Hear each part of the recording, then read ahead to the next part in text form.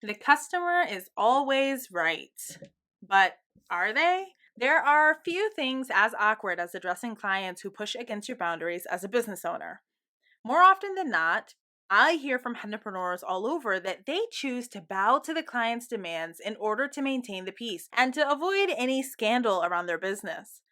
You may be surprised to hear, though, that this actually isn't something that I encourage. In this episode, I'm sharing two recent examples of instances where enforcing boundaries with my clients came into play. You'll hear the nitty-gritty details of what happened, who said what, and how I handled each scenario. If holding boundaries around your business is something you struggle with, grab your tea because you're going to really enjoy this episode. Welcome to the Hennapreneur Podcast, the exclusive podcast of its kind, dedicated to giving you an honest look at the realities of making a living as a henna professional. I'm your host, Chelsea Stevenson, a tea-loving, shoe-collecting mother of three in constant search for the most poppin' pair of earrings and the perfect shade of red lipstick. I'm also a professional henna artist and business strategist who went from barely being able to piece together a fluid design to being the owner of the most celebrated henna boutique in my city. I'm on a mission to help henna professionals to harness their skills and grow vibrant, profitable businesses that they absolutely love. If you want to make more money with your art, you are definitely in the right place. Let's get to it. Hey, Hennapreneurs! Welcome back to another episode of the Hennapreneur Podcast. In today's episode, I am going to take you behind the scenes, if you will, of my business. And I want to share with you about two recent instances where I experienced some challenging exchanges with clients. Both of these clients actually experienced very similar difficulties, and they were both dealt with in different ways. And I want to show you a little bit of what that looks like for me inside of my own business. I definitely do want to start just by kind of laying out an expectation. Typically, I don't experience issues with my clients. I'm really, really grateful that I get to work with really phenomenal human beings every day over at the Henna Boutique. And part of that has everything to do with really having honed in on who my ideal client is, what they value, how they operate. And because of that, it's really far and in between when I'll have instances where there is some sort of discord between myself and a client. With that said, it's totally possible for anyone for you to, encounter or become engaged with someone who perhaps isn't as much of an ideal client as you might have thought. Or you might even simply encounter someone who could be your ideal client, but they're just having a really bad day, right? Things happen. And in instances like these, it's totally possible that there may be some amount of discontent or issue, if you will, that presents itself between yourself or your business rather and this person. And this is why it's so important for us to have very clearly defined policies inside of our practices. We need to have if this, then that sort of procedures laid out for ourselves so that we can best advocate for ourselves and our businesses and so forth. And so one of the policies that I have with my clients over at the Henna Boutique is in relation to late arrivals and to reschedules, okay? So my reschedule policy is very, very clear. First of all, I do not allow, let me take a step back. First of all, when my clients come to visit, they actually pay in full at the time of booking. So in order for them to access my calendar at all, they have already paid me the fee for their services, and they really just have to show up to the appointment and receive those services, and that's that, right? So I want to give you that contextual background because not only is that a part of my system, but as it relates to my policies, this is something that I have in place in order to protect myself and my time, because I have very strict reschedule and late arrival policy in play. So over at the Henna Boutique, I will allow for my clients to have a 10-minute grace period, 10 minutes for late arrivals if they're arriving to a session late. And after that, that is actually considered a cancellation. Now, if I have someone who reaches out and they need to reschedule and they provide me with advance notice, then I am totally okay with that. Typically, what I do is I have a policy in which I will allow for them to reschedule one time. And after that one time, it is then considered a cancellation if they request any additional reschedules. at that point, they would have to actually go in and book a new appointment entirely. So I'm giving you that context so that you know how my business works, because these are boundaries that I'm going to be defending, if you will, inside of these two exchanges. And I want to kind of lay that groundwork for you so you know what it looks like first, okay? So let me take you through story time number 1, if you will. Okay. And what was interesting is that both of these experiences happened within a week. I don't know if Mercury was in retrograde or what was going on, but there was some sort of bizarre energy. And all of a sudden I got 2 back-to-back situations like these that were just, a little bit challenging, but here we are. And so, okay. So with the first of these clients, I was booked by a client who was going to come. She was going to arrive for an hour-long session with me. Okay. And the day of her appointment, she contacted me about 3 hours prior to her appointment via text message. She said to me, "Hi, I have an appointment today at 7 p.m., but unfortunately I will not be able to make it due to a family emergency. Is there any way I could get in contact with someone to reschedule or to get a refund?" Now, I'm going to pause right here and let you know she sent me this text message, but only after having called my phone 3-4 times, okay? And inside of my business, I actually don't provide phone support for customer service inquiries like these. And I'm very clear about that. There's a voice message that you receive when you call my business number that lets you know that if you have questions related to appointments and whatnot, that you can reach out either via email or via text message, and that phone support is provided only for those who have a scheduled consultation. And scheduled consultations are paid consultations, friends. So I don't spend time on the phone with my clients because it's not a good use of my time. I've built up so many resources inside of my business that there is not a question that a client could ask that I don't have a link for. And so when they send me an email or send me a text message, I already have responses ready to go that I can just send directly their way to point them in the right direction so that they can get the support that they need. But that does not require a phone call with me. And let's be frank, during the daytime, I'm spending that time with my children. I'm a homeschooler. I've got other things that I'm addressing. And if it's in the evening hours, those are times where I am, I'm sitting with my clients. And so I'm not going to answer my phone in order to answer a question like this when I'm serving someone. This is not something that I do either.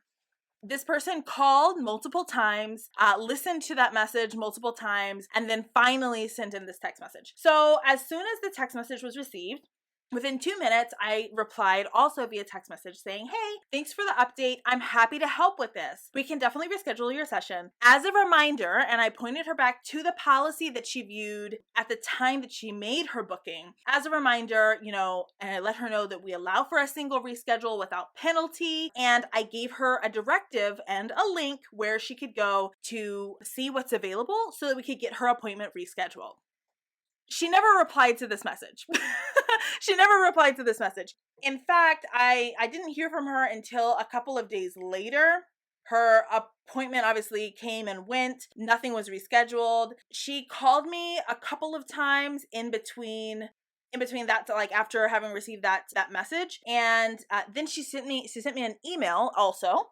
And the email basically said the same thing. How can I what can I do with this appointment? Can someone contact me? And I replied to that email saying, "Hi, I received your message. Actually, I responded to your message and I sent a screenshot, a photo, an attachment of my reply to her in that email saying, yeah, basically I responded to you. You didn't say anything back." And I then at that point reiterated, "This is what you need to do in order to reschedule. This is the policy. Here's the link. Go ahead and do that," right? And she also did not reply to that email. So after that point, I've now given you a directive via text message. I've given you a directive via email. In both of those instances, this person chose not to follow that directive. And then I didn't hear from her any further after that. And so about 10 days later, I received a new text message from her. She said, "Hello, is there any way I can get a refund? I still have been calling and no answer." And I replied to her again immediately, just within a matter of minutes. And I said, "Hi, I've responded to you both via text message," and I cited the date, "and via email," and I cited the date, "to include reiterating that phone support is not offered for matters like these. As indicated on the website and on all of the booking platforms, refunds are not offered. If you'd like to reschedule, please follow the instructions that were provided to you previously.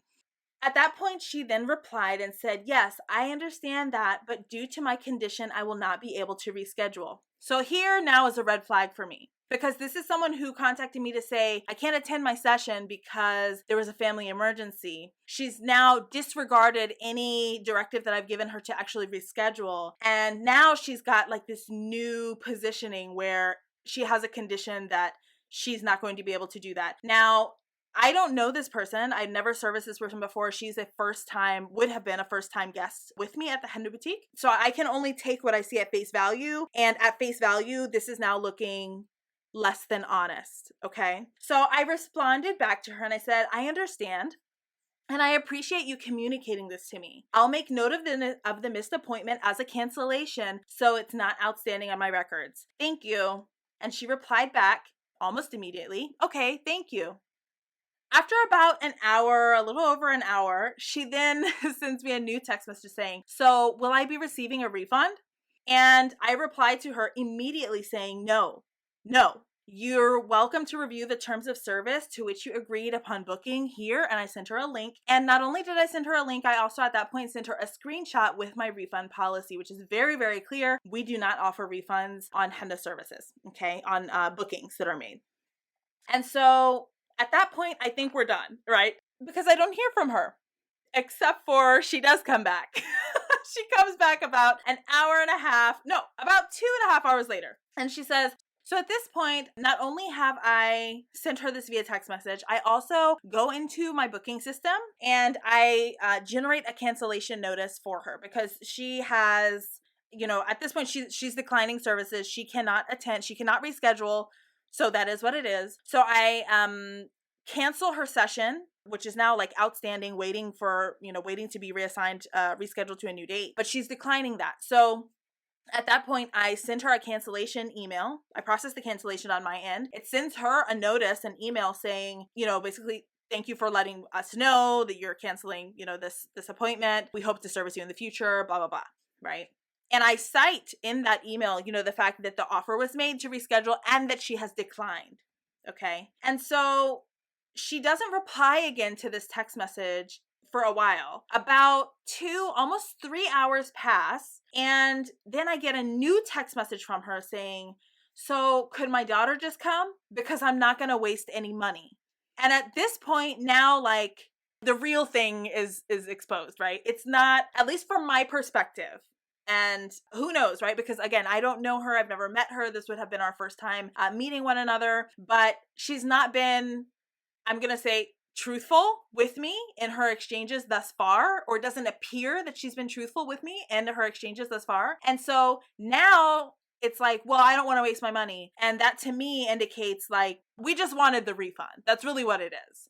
And I typically would not be as direct as I was in the message that I'm going to share with you next. However, at this point, I'm sensing that we are having a boundary issue because one, I've got this overstep of boundary where this person is calling me back to back to back and like not honoring the method of communication that I have set up inside of my business. That is a huge red flag for me. When someone does not honor the systems that I have set up, when someone does not honor and respect the boundaries of communication and the methods and the means of communications that I have set up, that tells me that they feel that they're above what exists for others and that they feel entitled to my time.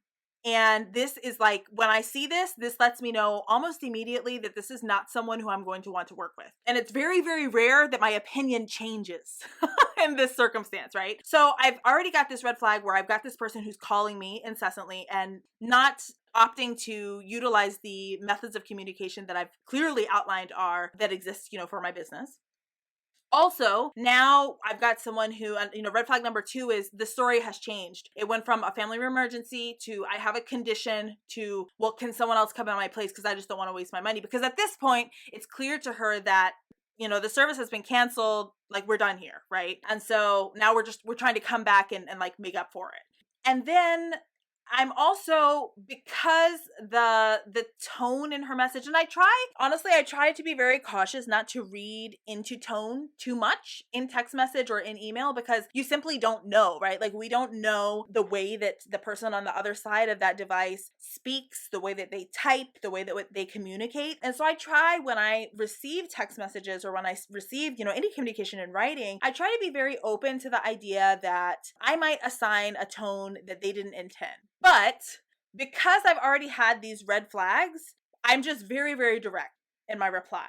Okay. And so at this point, I explain.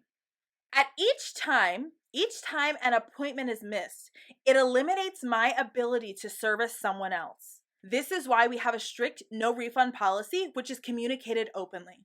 As a courtesy, I offer the opportunity to reschedule because I understand that life happens. And in doing so, that also impacts my capacity to serve anyone else once more. Meaning, just like you've blocked off this amount of time here with the scheduled appointment, I couldn't service someone else. Now I'm rescheduling it at another time. It's taking my time away a second time, right? And so many times our clients don't think about this way, but we have to as the business owners. And so I'm calling that to her attention, right? And so I go on to say, speaking plainly, this generosity, quote unquote, wastes my time and money, but I value my client's experience. And this is where I say I'm a little more direct here in this exchange than I typically am. And that's because the way in which she's begun to engage me lets me know that I have someone who is going to push and push and push. And I want to make it very clear that I am not the one.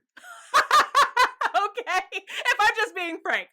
With that said, the offer was extended to you on multiple instances. The offer to reschedule, that is, was extended to you on multiple instances, and ultimately you refused. I stand by my boutique's policies, and I'm unable to honor your request.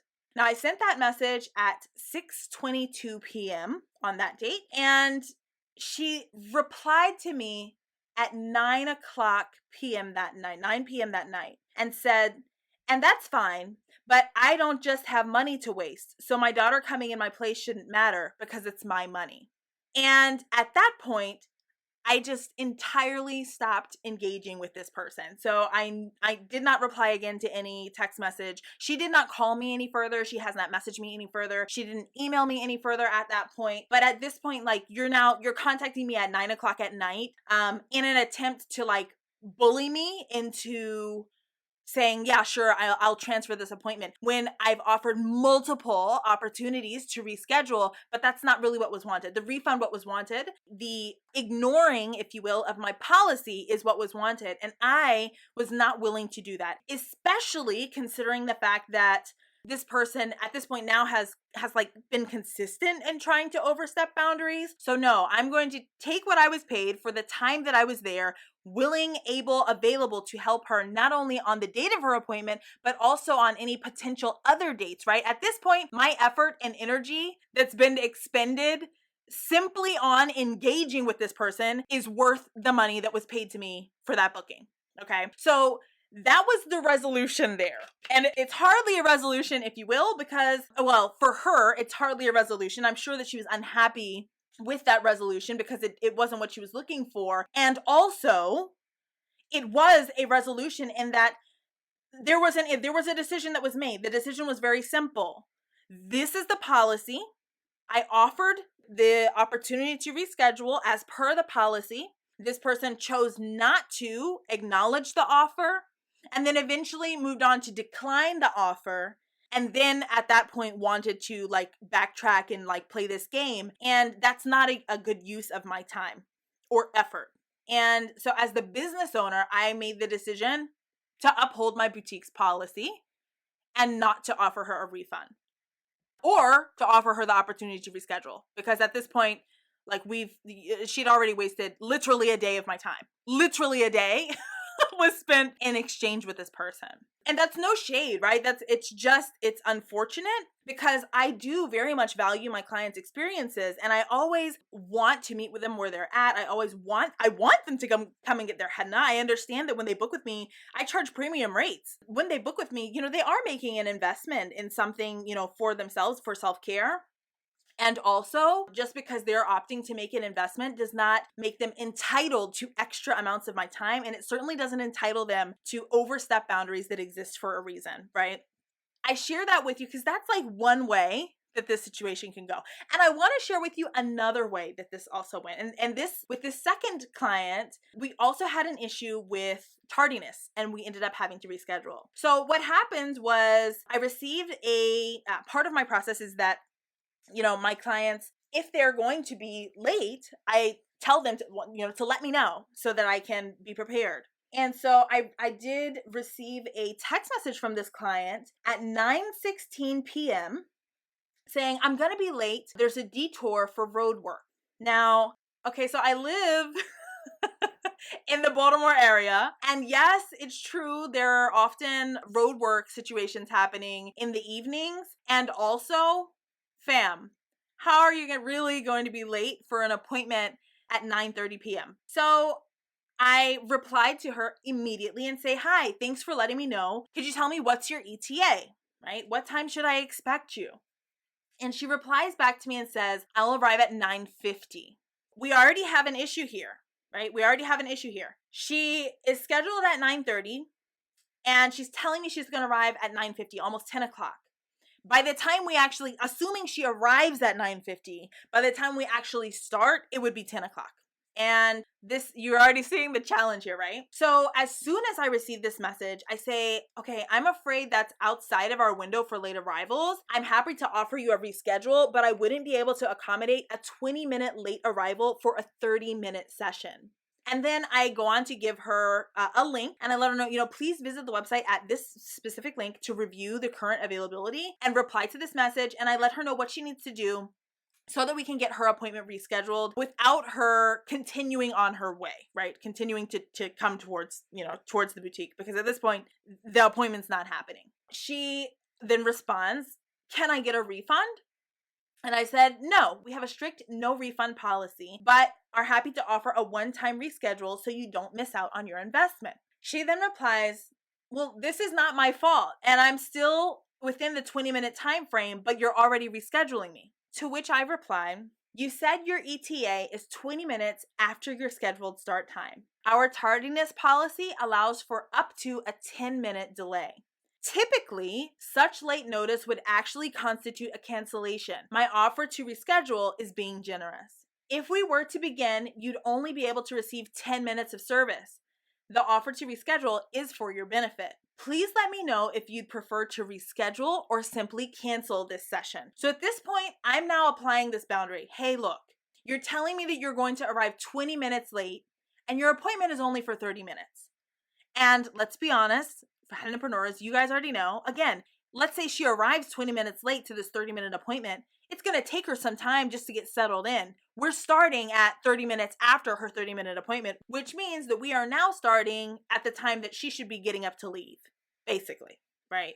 And for me, on the date that she was scheduled to attend this appointment, the boutique actually closes at 10 o'clock. And I had another arrangement after, so I was not able to, me staying was not an option. And she, at that point, she replied to me and she said, well, how is this late notice of my appointment at 9:30 if I sent the text at 9:16? That's when she initially contacted me to say that she was going to be late. Now, I don't feel like it goes without saying, but apparently this is something that perhaps I should just go ahead and reiterate or iterate for y'all. But 14 minutes of notice that you're going to be late is late notice. And that would be late notice to any appointment, to a doctor's appointment, to your hairstylist, to an attorney's office, to a restaurant. I mean, if you're going to be late and you contact them within 14 minutes of your anticipated start time to let them know that you're basically going to get there at the time when your appointment should be ending,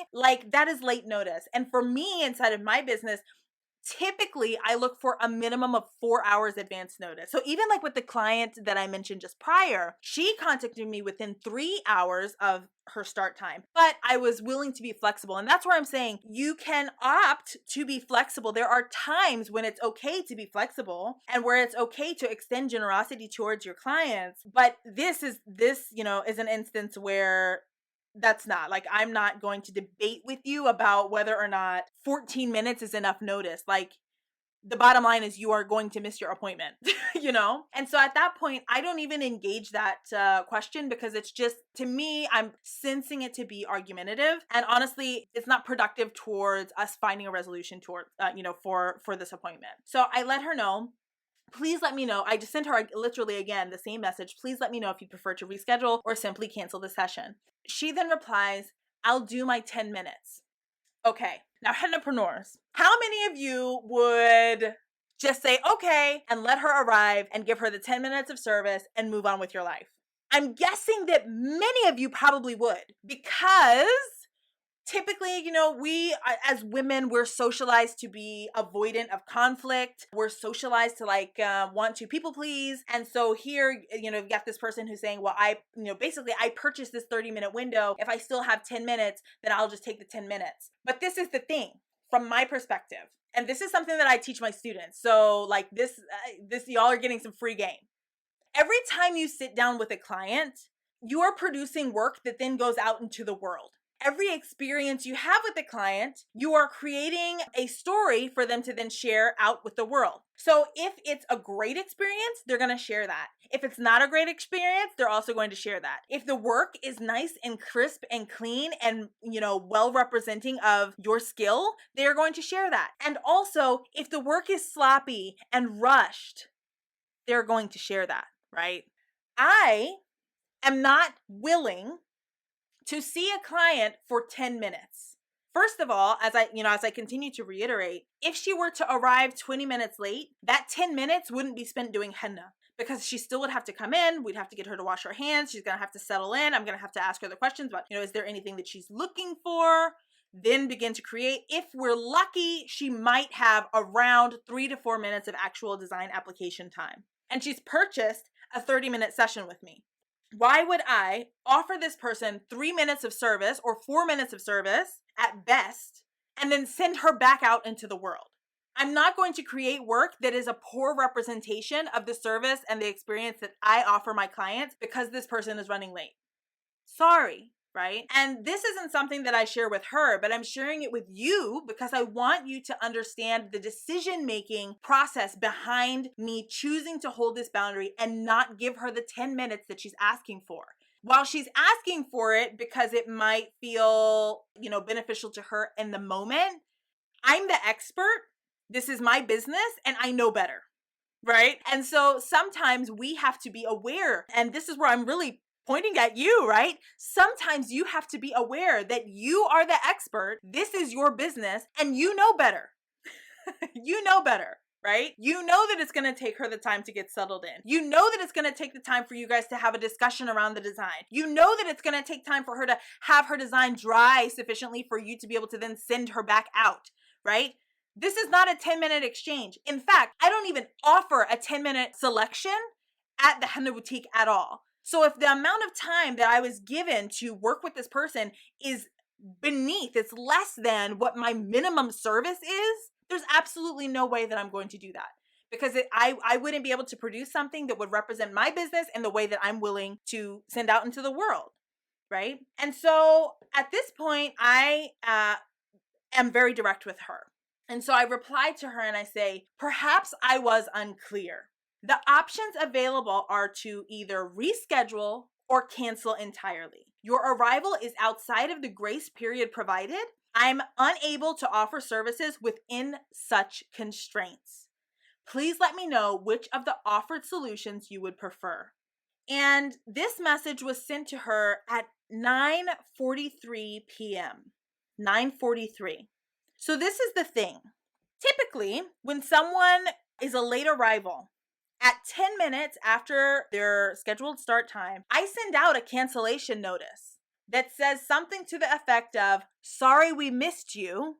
Your appointment started at X time. You've not arrived. We hope everything is all right, and we look forward to serving you in the future, right? I have not sent this email to her because we're still in having this conversation. So I'm still wanting to make space for her to make the right choice. Right? Without without doing all the things inside of my system. And I don't hear from her until a couple of minutes later. And actually, let me pause because again, the boutique, I will close at 10. So her appointment would have been my last appointment of the evening, right?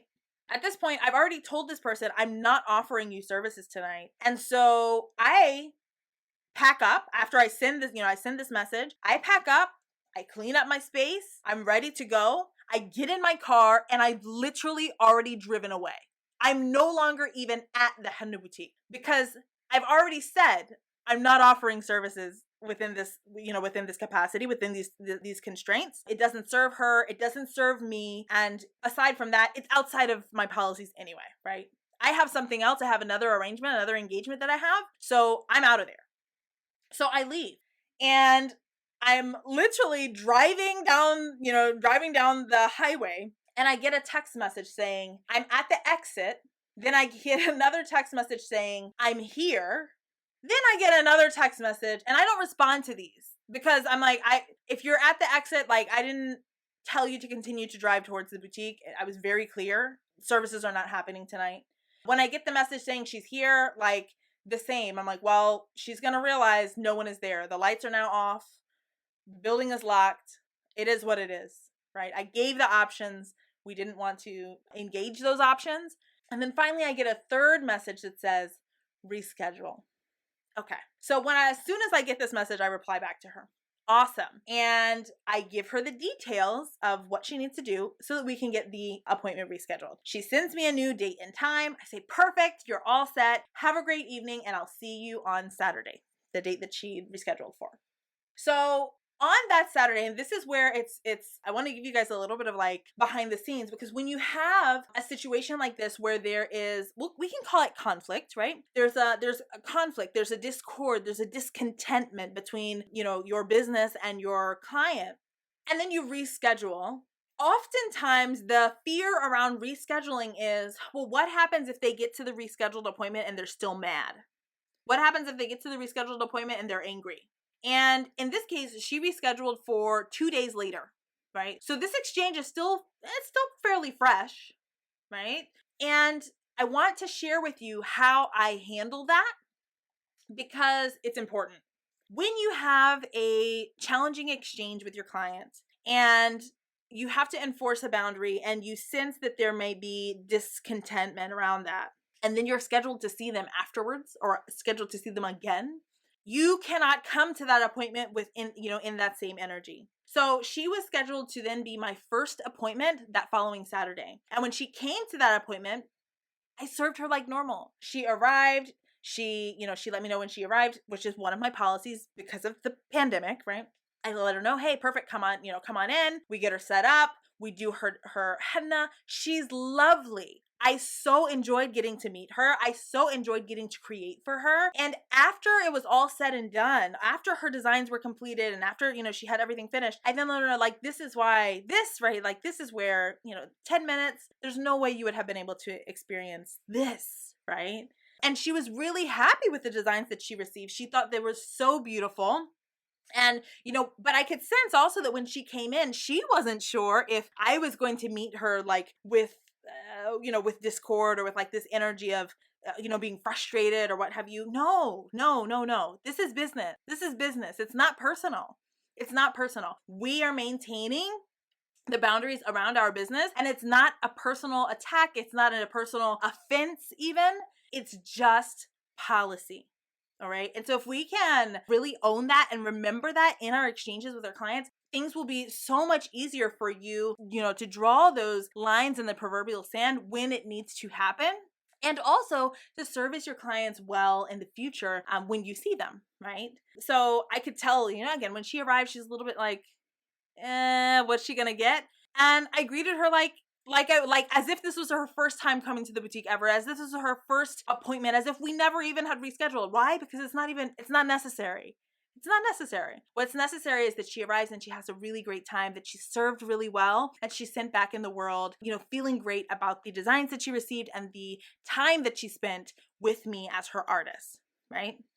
I share this with you because here we have two very similar situations, the same policies, were being challenged, and you can see how the resolution went differently from one client to the other. And I want to highlight for you that you can't control what clients will do, but you can control how you respond. And so a couple things that I want to leave with you, in this episode is one, definitely document your client communications. It is not by chance. It is not purely for my convenience that I don't offer phone support for these sorts of things. These things are documented either via text message or via email for a reason. Why is that? Y'all know what a chargeback is? I receive payment up front for those services. So if I have someone who then goes back to their bank and says, well, I paid this person and they didn't render me services, I want a chargeback, I want my money back, I now have ample documentation of me not only communicating with them clearly, but sending them to the resources that they need to get the help and the support that they need. And there's no question about who said what, when they said it, what it looked like. No. Everything is documented in writing, and I have it available to me if we need to go that route. I was very, very sure. I was like 90% sure that first client was going to attempt a chargeback. And I haven't seen that request come through. I haven't seen that happen, which I'm thankful for because it's just a headache. Thankfully, my payment processor actually handles all of that for me. I just have to send in paperwork if their bank requests it. But this is something for you to be mindful of. You need to protect your business. And how can you protect your business if everything is, he said, she said? Let's not do that, Hennapreneurs. Let's be smarter than that. This is a business. The next thing that I want to leave you with is that you need to hold fast to your policies. This is what keeps your business sustainable. Don't allow for insecurity or discomfort around uncomfortable exchanges to push you beyond your boundaries. It is your job as the business owner to advocate for yourself and your business as it exists today. And friends, if you don't know what policies your business needs to stay sustainable, to give you, that protection, to protect your time, to protect your money, to protect your sanity, right? All of these things are handed to you on a silver platter inside of Hennapreneur Pro. Everything from email templates, text template, like things that you need to have in order so that you have everything taken care of for your policies and for how you engage with your clients. All of these things are laid out for you. So if you haven't checked out Hennapreneur Pro, now is a great time to do it because, I got you. I got your back. Things like this happen and you want to feel really, really confident and secure that you will know how to handle them. And in this case, in both of these scenarios, I was paid regardless, right? I was paid for the services that were rendered. I was paid for my time. I was paid for the effort that was put forth to serve these people. And in one instance, I didn't get to meet that person. And you know what? I was still compensated for the energetic expenditure that engaging her cost me. And with the other client, I did get to meet her and she was really lovely and I'm confident that I'll see her again. These are things for us to kind of just have in mind as we're thinking, how can we protect our business? We need to have these things in order. And if you need help to do that, I've got you, all right? Come hang out with me. Come join me inside of Hennapreneur Pro. For now, I do want to leave you with a question, as always, because I love to hear back from you guys. Y'all know, the Hennapreneur community, I just so enjoy hearing your experiences. So I'd love to know if you're not already a member of the Hennapreneur community over on Facebook, totally head over there. It's hennapreneur.com/community. You'll find the link there where you can join us. But I'm asking this question and I'd love to hear back from you there. What's a recent scenario or situation where you've had to choose whether or not to enforce a boundary with a client? I want to know all the tea. Just like I gave y'all all the tea. I want to know all the tea, right? I want to know, what did you do and how did you handle it? Go ahead, pop over to the group. Tell us all about it so that we can learn from one another's exchanges and, support you in perhaps, figuring out what you could do better or differently next time, or really celebrating how you held those boundaries, because that's also something that's a major, major win, right? So join me over in the Hennapreneur community. We can chat about it. And well, that's it for now. I'll talk to y'all next time. I've got a serious question for you, Hennapreneur. Are you ready to stop playing small with your art and to take your business to the next level already? Are you tired of feeling like you're doing it all to grow your business, but you just aren't seeing the results and the success that you're looking for? Perhaps you've got clients here and there, but you know inside that your potential expands far beyond what your business is generating today. You may know that you're a solid artist, but you can't seem to crack the code on the business side of things, and you may find yourself wondering, what gives? If any of this sounds like you, listen up, because I've got some really great news for you. I've got a free on-demand masterclass called 5-Figure Foundations, where I'll teach you my framework for how to build a profitable henna business. During the masterclass, you'll learn things like how to position your henna business for success, even if you don't have any background in practical business management. You're going to learn the critical steps you need to take in order to get your budding business started off right, or to correct the broken one that's burning you out. You're going to learn why you need systems, not feelings, to make more money and to expand your business. We're going to get real clear, real fast about how you're likely getting in your own way right now and how you can remove the frustrations that are holding you back. I'm also going to share my tried and true framework for establishing a profitable, sustainable business. And I'm going to tell you all about how my students are continuing to grow their businesses and celebrating some pretty big wins in the process, even through those everyday challenges that you might expect, like juggling work and home life, and even those massive challenges that you might have never seen coming, like navigating a pandemic while being a business owner. At the end of the masterclass, you'll no longer be in the dark. You'll know exactly what to do and what to avoid to build a solid foundation for your own profitable henna business as well. To register for the masterclass and to watch it instantly on demand, visit hennapreneur.com/foundations.